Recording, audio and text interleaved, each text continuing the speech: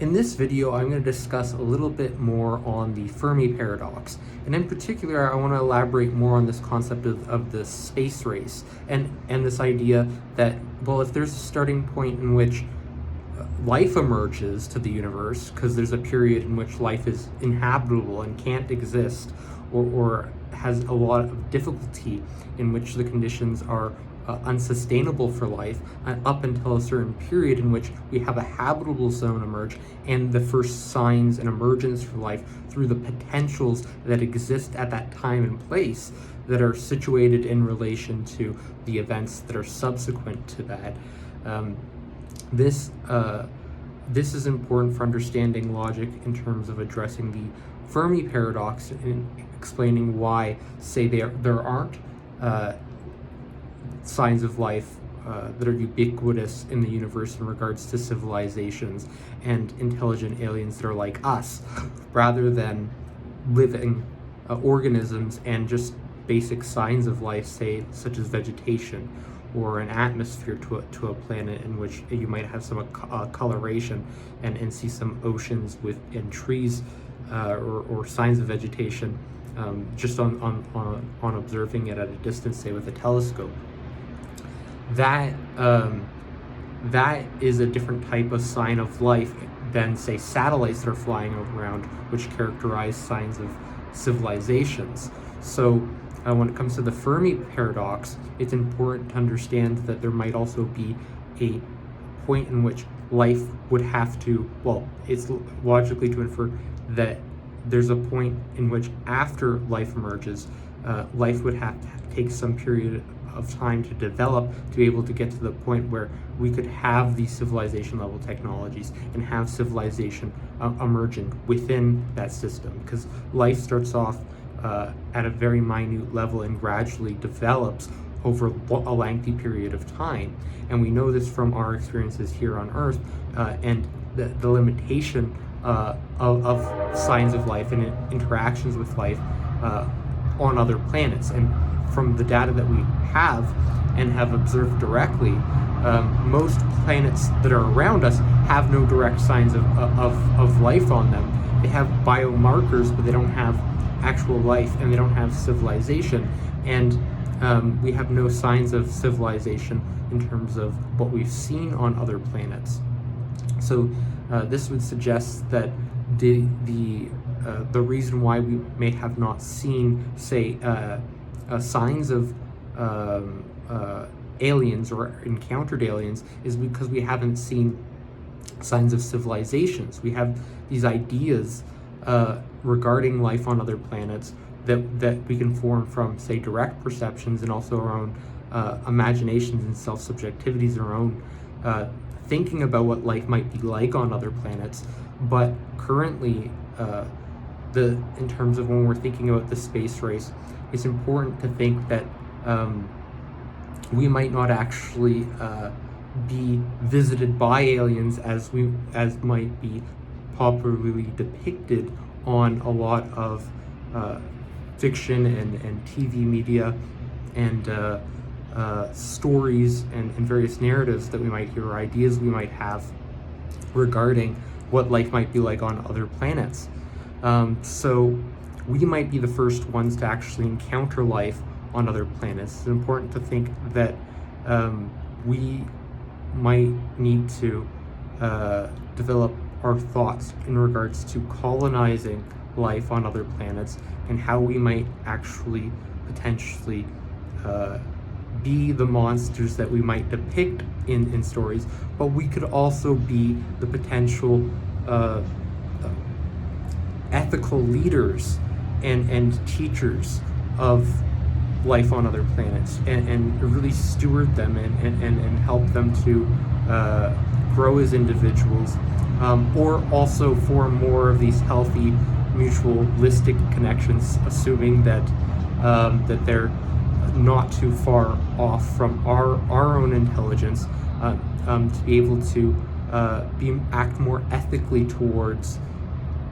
individuals that have these concepts of selves that we encounter on other planets that have these early emerging signs of civilization that are distinct, say, from other life on that planet. So life that has a sense of self that we might encounter, say, on another planet,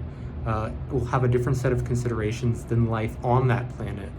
And also different considerations for when we're colonizing planets. It's important to think that there's differences between a planet that has no life, in which we can terraform, say, like Mars, and just these biomarkers, and as well as a life that has, or a planet that has life, but no life that is similar to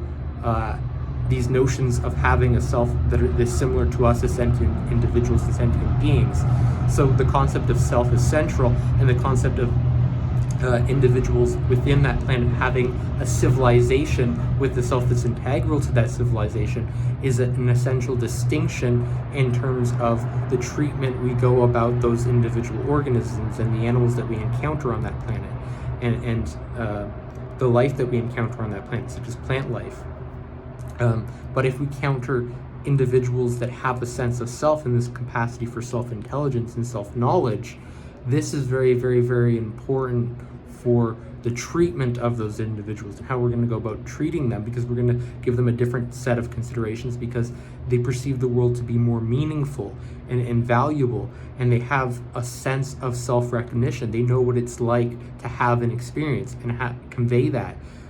to have these self-expressions. So it's important to look for these self-expressions and look for the meaning that the individuals are perceiving in regards to values, and also whether or not they can communicate that effectively through self-expressions and through trying to express these qualities of mind and qualities of the self that indicate that there's more of a perceptual process going on than a plant that might be just aware of its surroundings and simply processing things and say setting out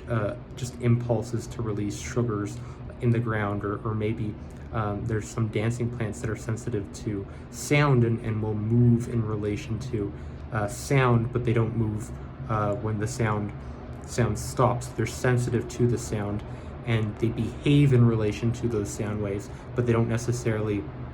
have a capacity for, say, a deep appreciation for music, or are able to compose music. They don't perceive meaning in the same way that we might perceive meaning. They don't have that perceptual process of meaning. They have more of an empirical process of meaning that's directly responding to the environment through these sensory precepts, rather than a self-subjective process. So there's a lack of self-recognition, at least in plants, but it doesn't necessarily mean that there's no recognition or no awareness. Even though there very much could be no recognition, there's likely no awareness for these plants that are moving around. But there's also likely no self in regards to the plant, where we have these unique self-expressions in various forms of movement, and movement is something that really characterizes distinctions in terms of perceptual processes between animals and plants that we tend to grant animals much more ethical and moral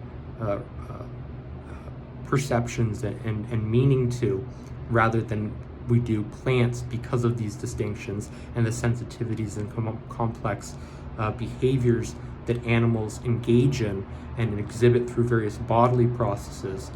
expressing different emotional states that have these basic physiological underpinnings. So making these distinctions between non-living, living, and the type of living categories is important. Also addressing the Fermi Paradox and understanding our position in relation to that, which could guide our